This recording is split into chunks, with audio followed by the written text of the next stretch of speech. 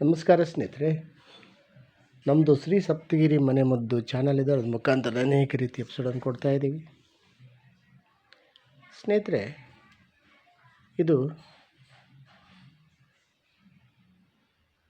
ರಣಪಾಳ ಅಂತಾರೆ ತೆಲುಗಲ್ಲಿ,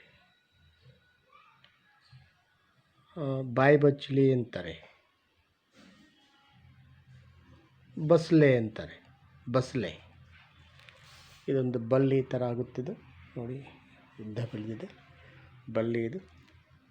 ಇದು ಸೇವನೆಯಿಂದ ನಮಗೆ ಅನೇಕ ರೀತಿಯ ಲಾಭಗಳಿದೆ ಸ್ನೇಹಿತರೆ.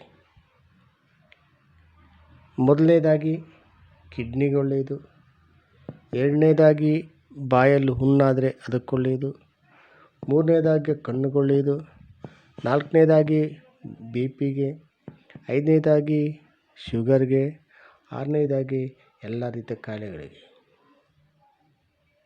ಸರ್ವ ಅಂತ ಹೇಳ್ಬೋದು. ಅಷ್ಟು ಔಷಧಿಯುಕ್ತಲ್ಲ. ಈ ಗಿಡವನ್ನು ನಾವೇ ಪಾಟಲ್ಲಿ ಹಾಕ್ಕೊಂಡು ಬೆಳೆಸಿ ಅದನ್ನು ಆಗಾಗ ಸೇವನೆ ಮಾಡ್ತಾ ಬಂದರೆ ಈ ಇಷ್ಟೊತ್ತು ಹೇಳಿದ್ದ ಎಲ್ಲ ಕಾಯಿಲೆಗಳಿಗೂ ಇದು ದಿವ್ಯ ಔಷಧ ಆಗುತ್ತಿದೆ. ಇದು ಯಾವ ಥರ ಸೇವನೆ ಮಾಡೋದು? ಎಲೆನ ಬಿಡಿಸ್ಕೊಂಡು ಚೆನ್ನಾಗಿ ತೊಳೆದುಬಿಟ್ಟು ಬೇಳೆ ಹಾಕಿ ಮಸಪ್ಪು ಅಂತ ಮಾಡ್ತಾರೆ. ಅದು ಚಪಾತಿ ಅನ್ನಕ್ಕೆ ಭಾರಿ ರುಚಿಕರ, ಅದು ಮುದ್ದೆಗೂ ಚೆನ್ನಾಗಿರ್ತದೆ.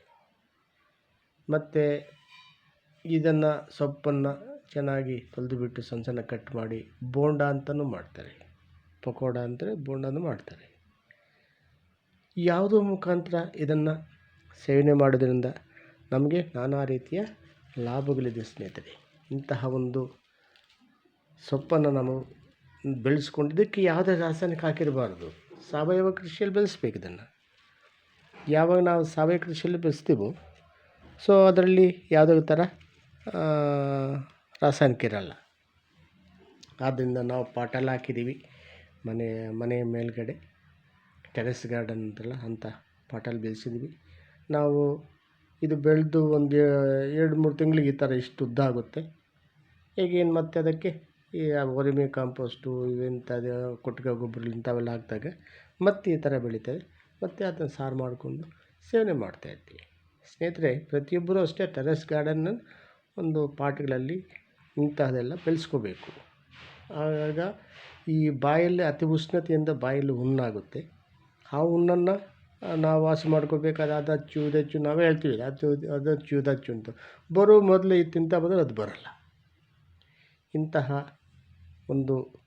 ಈ ಒಂದು ಸೊಪ್ಪನ್ನು ನಾವು ಬೆಳೆಸ್ಕೊಂಡು ಸೇವನೆ ಮಾಡೋದು ನಮಗೆ ಅನೇಕ ರೀತಿಯ ಲಾಭಗಳಿವೆ. ನಮಸ್ಕಾರ. ಇದನ್ನು ನೋಡಿ ಲೈಕ್ ಮಾಡಿ, ಶೇರ್ ಮಾಡಿ, ಸಬ್ಸ್ಕ್ರೈಬ್ ಮಾಡಿ, ಎಲ್ರಿಗೂ ಮುಟ್ಲಿ, ಎಲ್ಲರೂ ನೋಡಲಿ, ಎಲ್ಲರೂ ಪ್ರತಿಯೊಬ್ಬರು ಬೆಳೆಸ್ಕೊಳ್ಳಿ ಸೇವನೆ. ನಮಸ್ಕಾರ ಸ್ನೇಹಿತರೆ.